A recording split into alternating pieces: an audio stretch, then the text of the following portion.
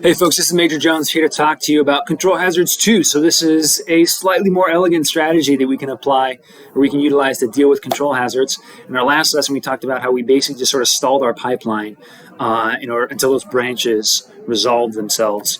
We had a minor improvement to the strategy. We could sort of assume that the branch was not taken, and if it was, we flushed our pipeline. But even still, there were some pretty steep penalties we paid for any of our jump instructions. If we look at our pipeline, there's actually if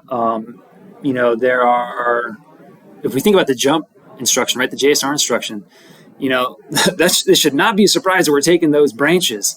Some of them don't rely on registers. So today we're going to talk about how we might sort of modify our pipeline a little bit to do something called early execution in order to resolve those control hazards. Let's do it. Okay, so like we mentioned before, right, for jump JSRR, we don't have to wait till we get to this branch detection phase in the execute stage in order to resolve these. We know we're taking these branches. The most we might need is to sort of calculate the address if there's a PC offset here. But for like jump and JSRR, the value that's getting pushed into our program counter is coming directly from a register. As soon as we finish the read register phase, we know exactly where we're going. So strategy number 2 is to execute those instructions earlier. What that means then is that we sort of provide a little feedback path back to the program counter from the read register phase and from the evaluate address phase. That sort of feeds back the correct source register here for these two instructions, or the output of my adder here for my JSR instruction, which is adding an offset to my program counter. And I feed those back into now an expanded multiplexer before it gets to my program counter. And so now I've got branches which might occur in multiple stages. I got to evaluate which one sort of takes precedence. So what you can see here I've got is an encoder that assigns the highest priority here to this condition in the top, and then I sort of work my way down. And so what this is saying is that regardless of what's happening in these 3 stages, if I have a branch in my execute phase and I am taking that branch, then just like we sort of figured out from the original pipeline, the program counter is going to get that updated value. But if there's a branch in the execute phase and it's not being taken, or if there's any other instruction in the execute phase, then I sort of work my way backward into the evaluate address stage and say, but is there now a JSR instruction in the evaluate address phase?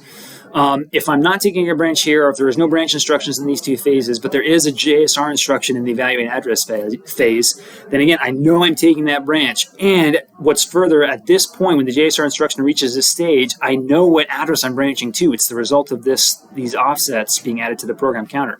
So then I can send that back to the program counter. If there's a JSR instruction in the evaluate address stage, then I tell my program counter, get that value.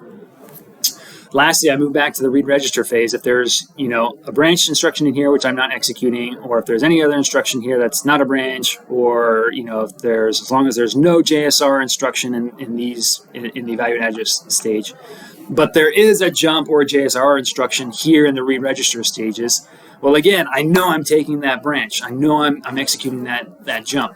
And again, what's further, for jump and JSRR, I have the value that I need to send to my program counter immediately after reading that register. So that source register comes down here to the program counter. If these 2 conditions are false, then this one must be true.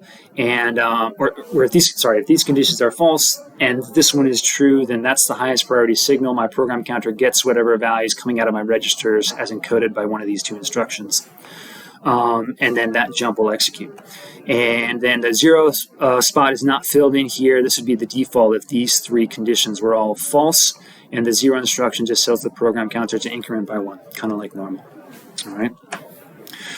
And so this can have some pretty decent savings on our penalties, right? So to go back to control hazards 1, right? If we just, in our first strategy, we just inserted no ops. We basically stalled the pipeline. We paid a hefty price.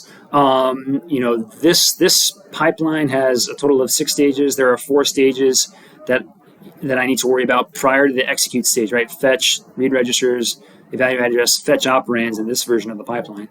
So if I was filling these with bubbles, when I had a branch or a jump instruction here in the execute phase, and there were 4 stages that I had to just dump, I had to empty out in order to take these branches. That got marginally better when I tried to apply that second strategy where I sort of assumed branches weren't taken until told otherwise. So in that case, if I had a branch instruction that wasn't taken, I could, I made the correct assumption and I could, eliminate the penalties from that one. But, I still pay a 4-cycle penalty for all these branches which are taken, including these 3, jump, JSR, JSRR, which are always taken.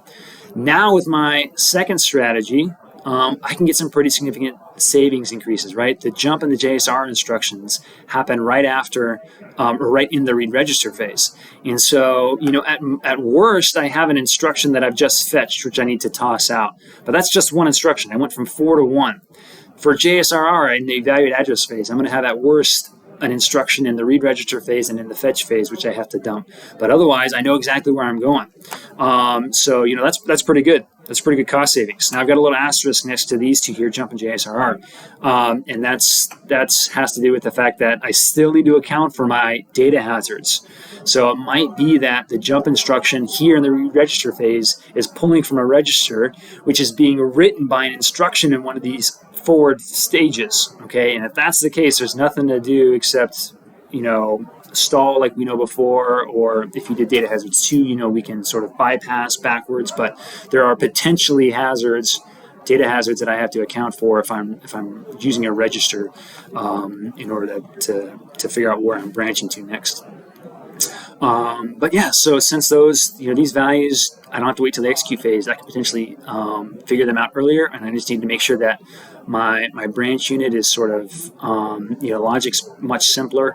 The branch unit probably feeds this encoder, and this resolves kind of where my pipeline is branching to based on which instructions in which stage. That's all I got, folks. See you next time.